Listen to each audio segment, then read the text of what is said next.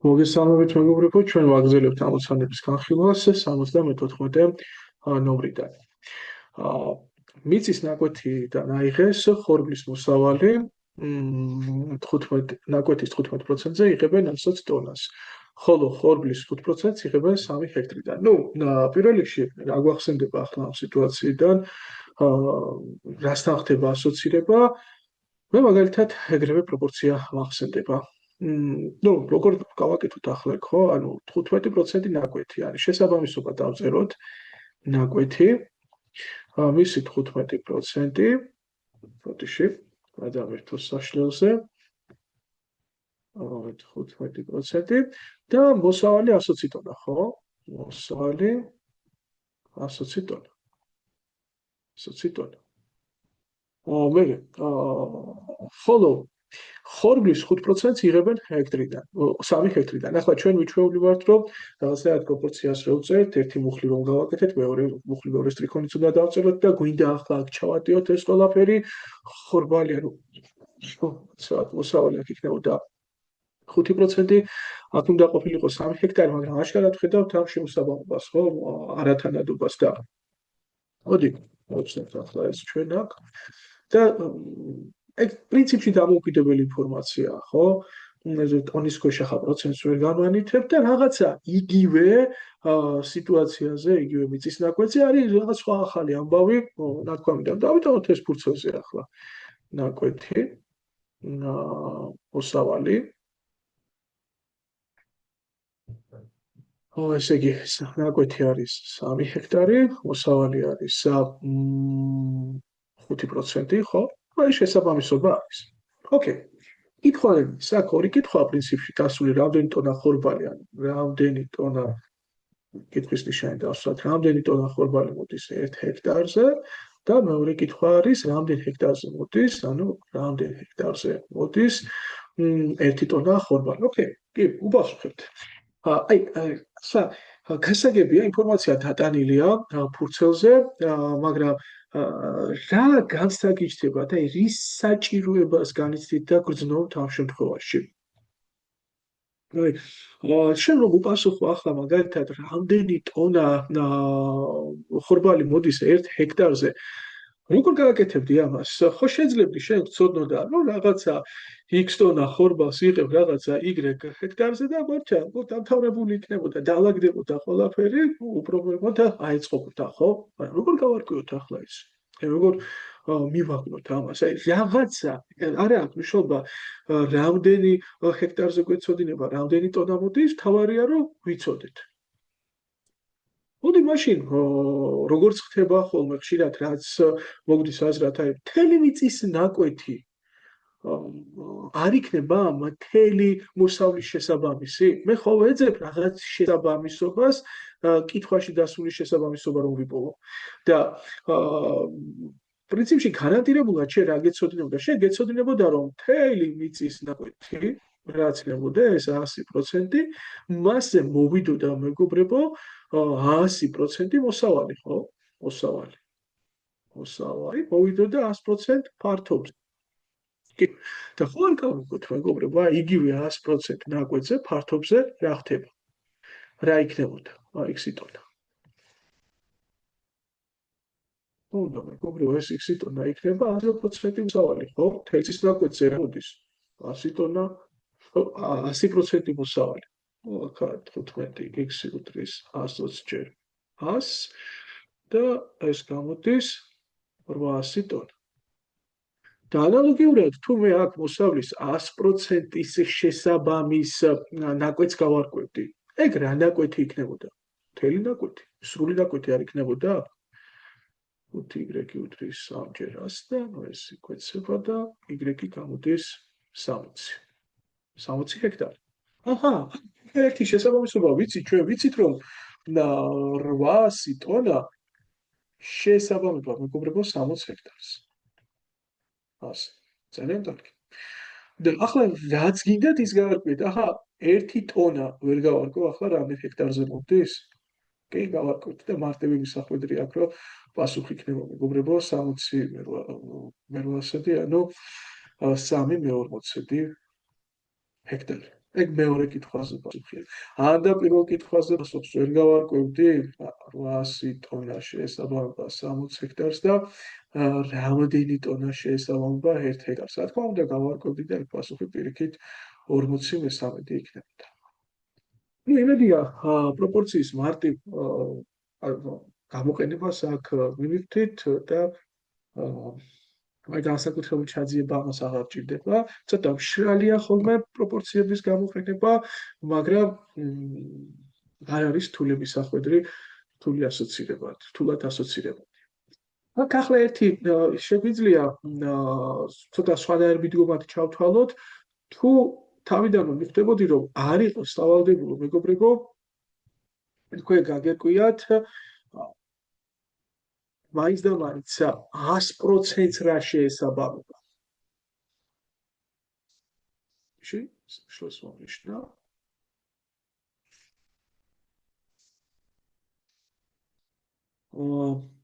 დიცოთ თავთავ ასე. და საკმარისი იყო, მეგობრებო, თქვენ შესაბამისობა, რას მივხვდარიყავით, იცით რომ მიწის ნაკვეთის 100%-ზე კი ბატონო 100% მოსავალი მოდის, მაგრამ 15% მიწის ნაკვეთზე არ მოვიდოდა 15% მოსავალი. 7% მიწის ნაკვეთზე არ მოვიდოდა 7% მოსავალი. პრინციპში ამის თაობაზე ავტორს უნდა ეთქვა, რომ თანაბრად არის მთელი მიწის ნაკვეთზე განაწილებული მოსავალი, მაგრამ კარგი ახლა იგი გულისხმობა აქ და ძალიან კაცრადაც ვუყურებთ პირობას, მაგრამ და მე შემეძლო აქ ხო ვიცოდი 15% ნაკვეთს რა მოსავალი შეესაბამებოდა, აქ 15% მოსავალი შემესაბამებინა ჰექტრებისთვის. ეგ მარტივი დასათვლელია, აქ იქნებოდა მეგობრებო, სამჯერ 9 ჰექტარი იქნებოდა, იმიტომ სამჯერ იზრდება პროცენტი, ჰექტარი სამჯერ გაიზრდება და ანუ ფაქტობრივად 120 ტონა მოსავალი იქნებოდა 9 ჰექტარზე აღებული. ასეთი აბა გვეცოდინებოდა მეგობრებო ჩვენ. ეს შესაბამისად აქ 1 ტონა 9 ჰექტარი შეესაბამება 1 ჰექტარს რამდენი ტონა უკვე დათვლად იქნება. კარგი, 75 ამოცანა. ერთი რიცხვის 9/5 ნაწილი, მეორე რიცხვის 3/2 ტოლია. მოდი შემოვიტანოთ ახლა პირველი რიცხვი. პირველი რიცხვი იყოს x, მეორე რიცხვი იყოს y, მეგობრებო, და დავწეროთ ეს პირობა 9/5 x, ხო, x-ის 9/5 ნაწილი, მეორე რიცხვის 3/2, ანუ 3/2 y-ის ტოლია. რამდენი პროცენტით უნდა გაიზარდოს მცირე, რომ მეორეს გავუტანო მცირე, უნდა გავზარდოთ პრობები, რომ დიდი სტოლი გახდეს. და რამდენი პროცენტით უნდა მოხდეს ზრდა. აი აქ როგორ გავუკლავდებოდით ამას? დიდს გამოკლებული მცირე, ანუ ცვლილება უნდა შეგეფარდებინა საწყისთან, ანუ რასთანაც ხდება შედარება იმასთან, მცირესთან, მცირეს ცვლი ხო, უბრალოდ რისი ცვლილებაც ხდება, ჩვენ ვთქვით ეს დავთქვით წინა ჩანაწერების დროს, რომ მთელად, ანუ ნიშნაში წასასვლელ რაოდენობად 3%-ზე საუბრის დროს სამი მომენტი გევლინება ხოლმე, ერთი არის რაც ხდება შედარება, მეორე არის ნაწილზეც არის საუბარი და მესამეა ცვლილებამდელი მდგომარეობა და ანუ ამ შემთხვევაში აქ ცვლილებამდელ მდგომარეობაზე იყო საუბარი. მცირე უნდა შევცვალოთ, გავზარდოთ, ესე ნიშნაში ისწავლოთ. მაგრამ რომელია მცირე ახლა აქედან x თუ y? ამას თუ ჩვენ უბრალოდ ნატურალურ კოეფიციენტებად გადავხსენთ, ანუ 200 პროპორციის იდეას გამოვიყენებთ 200 აქეთ გადმოვიდათ გამრავლები და 500 პირიქით იქით.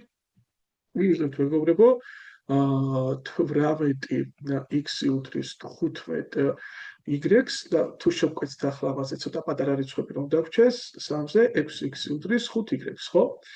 აქედანაც შეიძლება ვიხდეთ რომელია დიდი რიცხვი, აქ ხშირად ეშლებათ და უცებ გვნიათ, რომ x-ია დიდი. არა მეგობრებო. აი, ბალანსი რომ შევდგარიყო, გატოლება რომ მოხდარიყო, x დაჭირდა დიდ რიცხვზე გამრავლება. ანუ გამოდის, რომ y უფრო დიდია, იმიტომ რომ x უფრო მეტი დახმარება დაჭირდა. ან და უბრალოდ ადგებით და გამოსახავთ აქ რომელიმეს, მოდი გამოსახოთ ახლა ჩვენ აქ x-ი, ეგ არის 5 y და ნახეთ რა ხდება, y-ს დაჭირდა 1-ზე ნაკლებ რიცხვზე გამრავლება, რომ x-ი გახდარიყო. ანუ y უფრო დიდია. y დიდია, იმიტომ შევამცირეთ ის, რომ x-ის ტოლი გამხდარიყო, x-ია მცირე. ანუ გამოდის, რომ მე x-ი უნდა გარდავქმნა რომ მივიღო y და ეს როგორ გამოდის y მინუს x შეფარდებული x-თან გამრავლებული 100%-ზე. თუ ახლა ამ ცვლილებას შევიდეთ x-ის მაგივრად, ეგ იქნება y-ს გამოკლებული 5 y შეფარდებული 5 y-თან გამრავლებული 100%-ზე. აქ არის ზემოთ 1 y შეფარდებული 5 y-თან. y-ები იკვეცება, x-ები იკვეცება, 1/5 გამრავლდება 20%-ზე და პასუხი იქნება 100%-ზე და პასუხი იქნება 20%. გავაგრძელოთ 76-ე. O, P, R და E, ხო, ანუ მოცემულია რომ ბოდიში ორაშუაშია, 0 ნაკლებია P-ზე, ნაკლებია R-ზე, ხო? და E უდრის R-ის 3/10 ნაწილს. ანუ ხო, ბოდი დავწეროთ უცებ P უდრის R-ის 3/10 ნაწილს. ძალიან კარგი. რამდენი პროცენტითაა R მეტი P-ზე? ანუ შედარება რასთან ხდება? P-სთან ხდება, ანუ P წავა მნიშვნელში, ხოლო რიცხვაში რადგანაც ჩვენ განსხვავებას ვთხოვეთ, ხო? მეტობას რამდენითაა მეტი? ამიტომ R-P იქნებოდა რიცხვებში.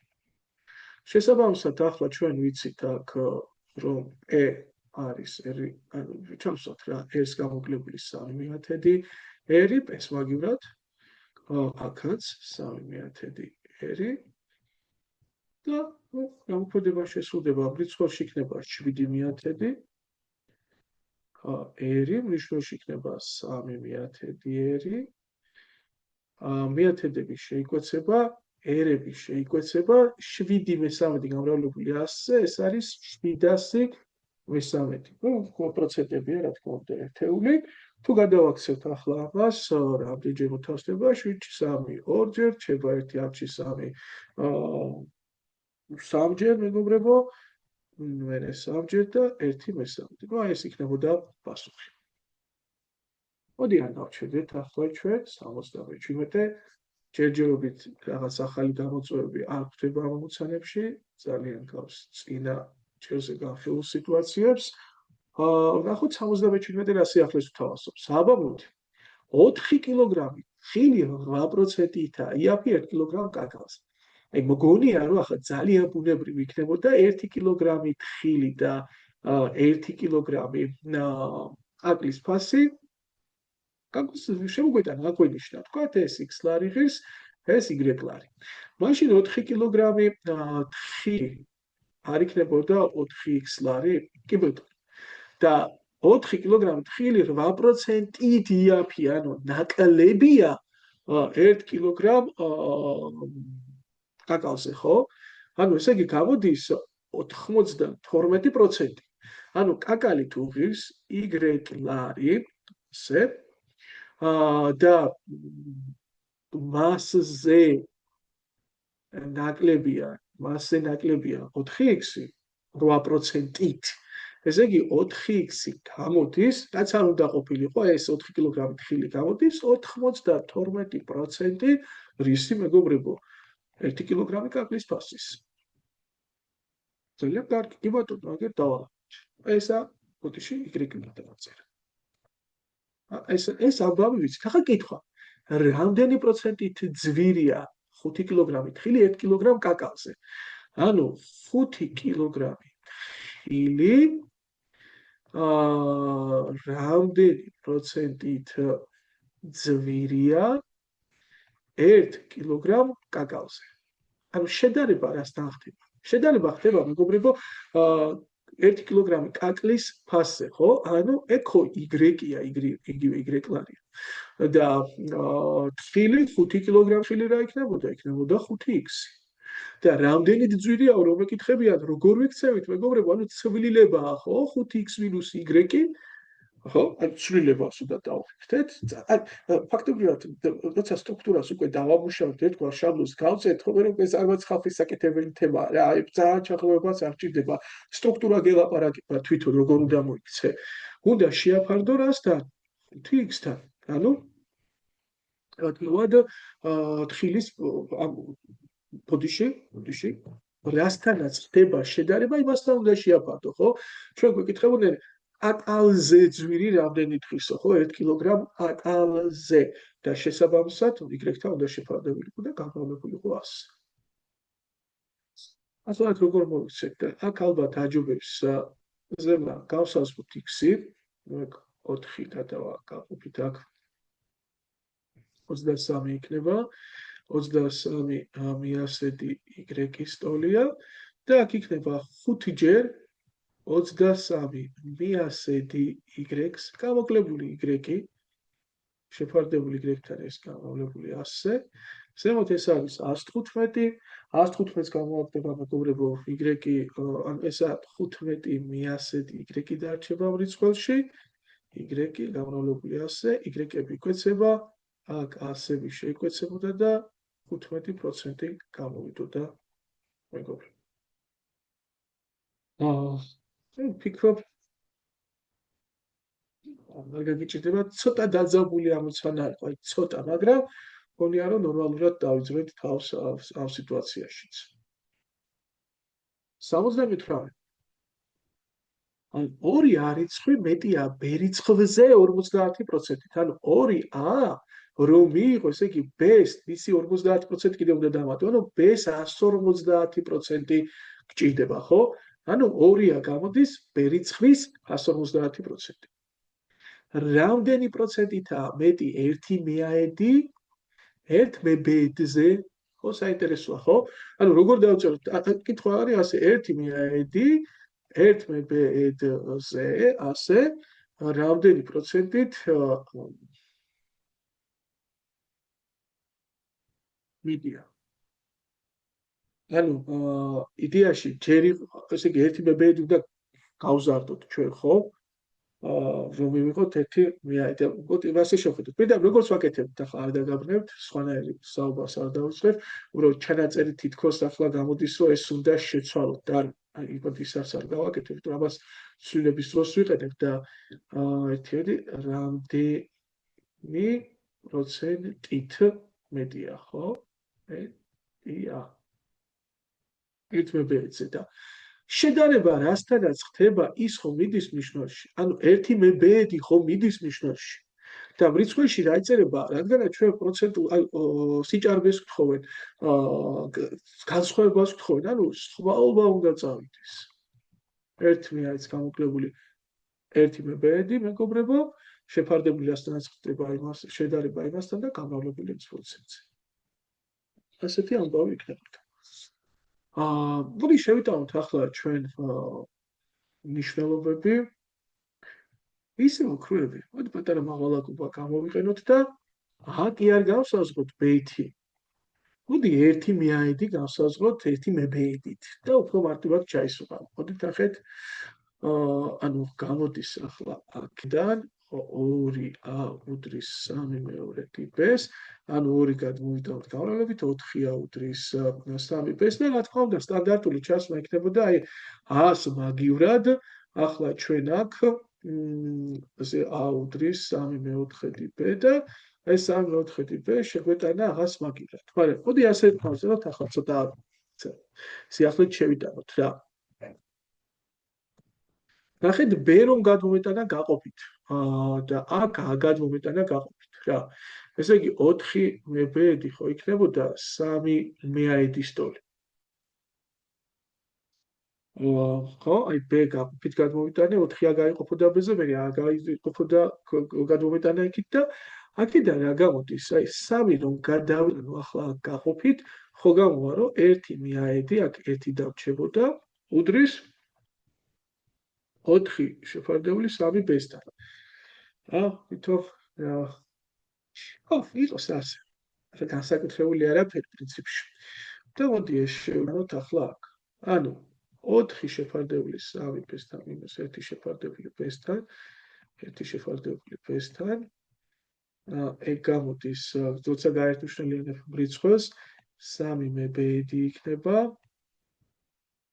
და ნიშნულში, მრიცხველში იქნება 4-ს გამოკლებული 3, ანუ 1, ხო? 3B გაიყოფოდა B-ზე, არის 3, 3 გამოვდებოდა 1-ზე, 4-ს მინუს 1 იქნებოდა 1. და აქ გამოდის ოქროები, ბები კვეცება, 1/13 რჩება და იმედი აქვს სწორად მივიღეთ, ახლა გადავამოწმებ, მაინც მე არ შევსრულდა რამე ანგარიში. 78. სწორად არის მიღებული ყველაფერი 33.1%-ია. 79. აბა მოდი ვნახოთ რა. ორი დადებითი რიცხვის საშუალო არითმეტიკული 75% და მეტი ამ რიცხვებს შორის უმცირესი.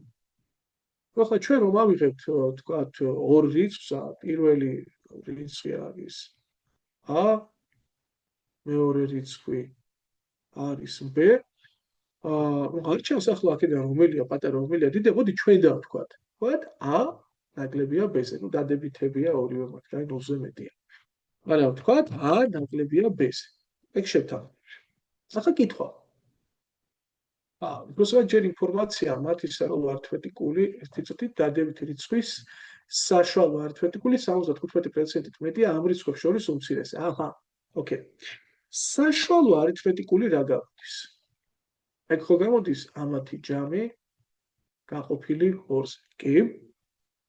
და ეგ საშუალო არითმეტიკული, ანუ 100 პლუს b-ს ნახევარი 75%-ით მეტი თუ არ რამეზე, ესე იგი ეს იმ რაღაცის 175% არ არის? ანუ 175 მიასედი იქნებოდა ეს საშუალო არითმეტიკული, ოღონდ რისი? უმცირესზე მეტიაო 75%-ით, ანუ არიცხვის 175 მიასედი იქნებოდა. კითხვა, რამდენი პროცენტით ამეტი დიდი რიცხვი მცირეზე? ანუ მცირე რომელია a, ხო? ანუ მასთან შედარებით დიდი რიცხვი რამდენი პროცენტით მეტია, როგორ ვაკეთებ? სხვაობას ვწერთ, რადგანაც b დიდი გამოდიოდა, b მინუს a იქნებოდა რიცხვებში შეფარდებული 100-თან, გამრავლებული 100%-ზე, აი ამას ვეკითხები. სწორია მეგობრებო, აქედან ჩვენ დავხვდით ახლა 100 და b შორის კავშირს. ეს იქნება, მოდი აგერ ჩავწეროთ. 175 და 100 იკვეცება 25-ზე, ზემოთ იქნება 7, ქვემოთ იქნება 4, ანუ a პლუს b მეორეთი უდრის 7a მეოთხეც, აი ეს და ეს იკვეცება აქ 1-ია, აქ 2-ია, ანუ a პლუს b უდრის 7a მეორეც, 2 გადავაქეთ გამრავლებით, 2a პლუს 2b, ორივეზე გამრავლდებოდა, უდრის 7-ას, 2-ა გადმოდის გამოკლებით, 2b უდრის 5-ას და ცხადი აქედან b უდრის 5 მეორედი 100. მოდი ჩავსვათ ახლა ეს აქ რა გამოდის 5 მეორედი 100 გამოკლებული a შეფარდებული 100-თან გამრავლებული 100%-ზე. ეგ იქნება მეგობრებო აქ გამოაკლდება 3 მეორედია იქნება, გაიყოფა და მარტივად დავწუდებით მეგობრებო 150% იქნება და პასუხი. კარგი. მოდი გავაკეთოთ. მუშაობა.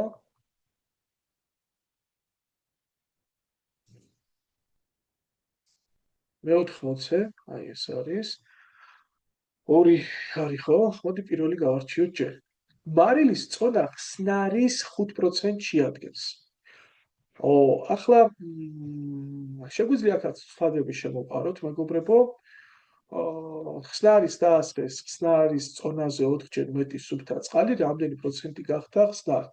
ანუ როგორი სიტუაცია, ესე იგი მარილის წონა ხსნარის 5% შეადგენს, ანუ გამოდის, რომ ეს მარილი რომ გაახსნეს და სწორედ ეს ხსნარი არის წარმოდგენილი ახლა და აი ხსნარი რომ გვაქვს, ესე იგი მასში არის მარილი და მასში იქნება კიდევ რაღაც, პირობითად თქვათ. მარილის ხსნარი, სხვა რაღაც ხო? სხვა რაღაც. და ალბათ წყალი იქნებოდა. ხსნარი თუ არის x-ი, თქვათ კილოგრამი ან ლიტრი. მარილი რამდენი იქნებოდა? მისი 5%-ია ხო? 5 მიასედი x-ი იქნებოდა. დაასხეს ხსნარის წონაზე 4-ჯერ მეტი სუფთა წყალი. ანუ დაასხეს ამას, მარილი არ იყოს ეგ რაღაცაში რაშიც დაასხეს და ხსნარზე ხო 4-ჯერ მეტი, ანუ წყალი დაასხეს და ეს არის სულ 4x. 4x კილოგრამი დაასხეს. 4-ჯერ მეტი ხსნარზე. რამდენი პროცენტიანი გახდა ხსნარი? აჰა, ესე იგი ახალი ხსნარი ხომ მივიღეთ. და რამდენი პროცენტიანი გახდა? ანუ კითხვა არის ფაქტობრივად, ესე იგი მარილი მასში რამდენი პროცენტია? მარილის რაოდენობა ხომ არ შეცვლილა. მარილი ისევ 5 მიასედი x კილოგრამი ხომ იქნებოდა. ხსნარი მასში, ანუ მთლიანი ხსნარი ხო 5x კილოგრამი გახდებოდა, მეგობრებო. დიახ, გახდებოდა. მაშინ კითხვა, რამდენი პროცენტია მარილი მთლიანი ხსნარის, როგორ დავარკვევდით? არიცხვი, ბერიცხვის რამდენი პროცენტია? ნიშნულში მიდის რასთანაც ხდება შედარება, ანუ 5x წავიდოდა, ხსნართან ხდებოდა შედარება. რიცხვებში იქნებოდა მარილის მასა, მარილი რამდენი პროცენტია ხსნარის, ამას ვეკითხებოდეთ და ეს უნდა გაბრავლებულიყო 100-ზე. 6-ი, ой, შევშევი ახლა. 1x-ზე მეტი დავწერ. შეგვეცებოდა ქვედა x-თან 5, 5-თან 100, 100-თან და გამოვიდოდა მეგობრებო 1. ანუ მარილი ახლანდელი მდგომარეობით მთელი ხსნარის 1%-ს წარმოადგენს. მოდი გავარჩიოთ ახლა მეორე კითხვა 80-ის. მარილის 10%-იან ხსნარს დაასხეს სუფთა წყალი. მიღებული ხსნარი 2%-იანი გახდა. აჰა, ესე იგი 10%-იან ხსნარს რას ნიშნავს? ხსნარი რომ გვაქვს, მასში არის მარილი 10%. ნუ რაღაცა თქვა წყალი იქნება კიდე. ამას დაასხეს სუფთა წყალი. ნუ წყალი დაასხეს. კაი. და მიიღეს 2%-იანი ხსნარი, ხო? ხსნარი არის 2%-იანი, ანუ მარილი არის 2%. კითხვა არის, იპოვეთ დასხული სუფთა წყლის წონის შეფარდება ხსნარის საწყის წონასთან. ოჰო, საინტერესოა. ანუ პირობითად, მოდი ვთქვათ, ხსნარი იყო თავიდან 1 კილოგრამი. და წყალი, სუფთა წყალი დაასხეს b კილოგრამი. ხსნარი რამდენი გახდებოდა? a + b კილოგრამი არ გახდებოდა? კი. მაგრამ დააკვირდით ახლა, აი, როდესაც ასეთი ცვლილებები ხდება წინა ამოცანაში, ძალიან და მანამდე რომ გამოშრობაზე იყო ხილვა რომ დაკარგა მასა გამოშრობის შედეგად. რას უკვირდებით ხოლმე და არა მხოლოდ ამ შემთხვევაში, ზოგადად ეგ საინტერესო ინფორმაცია, რა არის უცვლელი? რა არ შეცვლილა მეგობრებო? ჩვენ შემთხვევაში აქ არ იცვლება მარილი. მარილი ადრე იყო 10%, ანუ 10%, a კილოგრამის 10%, რამდენი? და მე რამდენი იქნებოდა მარილი? იქნებოდა a + b-ს 2%. ანუ კი ბეტონო, პროცენტულობა შეიცვალა, მაგრამ მეგობრებო, არ შეცვლილა წონა, ხო? მარილი არ დაუმატებიათ. მარილი რამდენიც იყო, იმდენი დარჩება. მოდი დავთვალოთ მაშინ. ესე იგი 110 მიასედი უდრის a + b-ს 200-ს, ასე მიგვეცება 10-იც იკვეცება აქ, ანუ 5-ა უდრის a + b-ს და 4a უდრის b-ს. ანუ სუფთა წყალი b გამოვიდა 400. ჩვენ რას გვეკითხებოდნენ? დასხმული სუფთა წყლის წონის შეფარდებას ხსნარის საწყის წონასთან, ანუ b შეფარდებული 100-თან, აი ეს უნდა შემეფარდებინა ხსნარის წონასთან. და პასუხი გამოდის რა, ესე იგი 4-ია შეფარდებული 100-თან, ხო, ფაქტობრივად 4-ჯერ მეტი იქნებოდა. სხდომაშორის ამის დათვლა ზეპირათად შეიძლება მოგჭერ იყოს ასე 2%-ით და ამათი თანაფარდობითაც შეიძლება აღნიშნული რაღაცის მიხვედრა, მაგრამ ეს რაღაცა ზედმეტი დაზეპირება რო არ გამოგვივიდეს გარკვეული კონსტრუქციების, ნუ იყოს დროებით ასე დავტოვოთ. კარგი, მოდი ნახოთ 91 რას გვეუბნება. A და B ფირმის შემოსავალმა წინა წელთან შედარებით ცვლილება განიცადა. ოჰო, A ფირმის შემოსავალმა დაიკლო 10%-ით, რაც ალარის დაკლებაში გამოიხატა, B ფირმის შემოსავალმა კი მოიმატა 15%-ით, რაც 0.9 ალარის მომატებაში გამოიხატა. რომელ ფირმას ჰქონდა მეტი შემოსავალი და რამდენჯერ? ან თუ კარგად დააკვირდებით, მეგობრებო, ხო? აი A ფირმა რომ გვაქვს, დაიკლო 10%-ით, ანუ მოიკლო 10%-ით. და ალარის დაკლებაში გამოიხატა. ანუ მოაკლდა ალარი. ფაქტობრივად რა გამოდის? გამოდის, რომ ალარი არის 10%, ხო? მაშინ რა იქნებოდა მის სიმთლიანი შემოსავალი 100%? რა თქმა უნდა, იქნებოდა 10 ალარი. ძალიან მარტივი ლოგიკაა, ხო? კი შეგვეძლო ახლა ჩვენ აქ აღვენიშნა კომპანიის მთელი შემოსავალი X-ით და რაღაცები მე გვეთვალა, მაგრამ რატო ახლა ასეთი მარტივი დასკვნის გამო და ეს საშუალებას გვაძლევს ამოცანადა. აბა ნახოთ ახლა მეორე კომპანია რას აკეთებს. ესე იგი, მეორე შემთხვევაში 15%-ით მოიმატა რაღაცა, რაც 0.9 ლარის მატებაში გამოიხატება. აჰა, აი 0.9 ლარის მატებაში. ანუ გამოდის, რომ ეს 15% არის მეორე კომპანიისთვის ახლა 0.9 ლარი. და მაშინ 100% რა იქნებოდა? ო, მაგასაც დავთვლით, არა? ეგ ესე პირად, ესე იგი, კითხვის ნიშანი გამოდის რამდენი? 0.9 ჯერ 100 შეფარდებული 15-თან. ანუ 95 60? ხო, არ დაგვაუწყდეს. 10. რამდენი გამოდის ახლა 86-ია?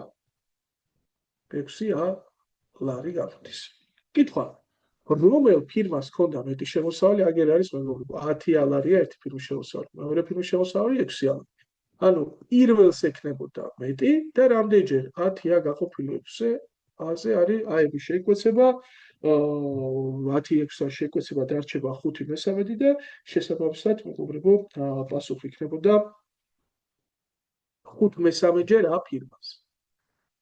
პასუხი 100 და რამდენჯერ? 5/13 ჯერ. კარგი. აბა, ნახოთ ახლა 82 ამოცანა.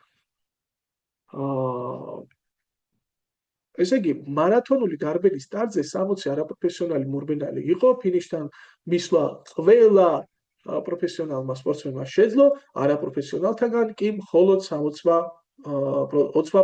ფინიშთან მისული სპორტსმენების რა ნაწილი იყო პროფესიონალი. აი, რადგანაც რაღაცა ნაწილებზეა საუბარი, თან ერთობლიობა ჯერ პროფესიონალებად და არაპროფესიონალებად იყოფა, მე არაპროფესიონალებს რაღაც ნაწილს გვეუბნებიან, მოდი დავალაგოთ ახლა და მთელი რაოდენობა ის სულ ავყნიშნოთ, მეგობრებო, თქვათ X-ი იყო. X-ი ადამიანი. და არაპროფესიონალი თუ 60%-ია, არაპროფესიონალი, რამდენი იქნებოდა? 60 X-ი არ იქნებოდა? მაშინ პროფესიონალი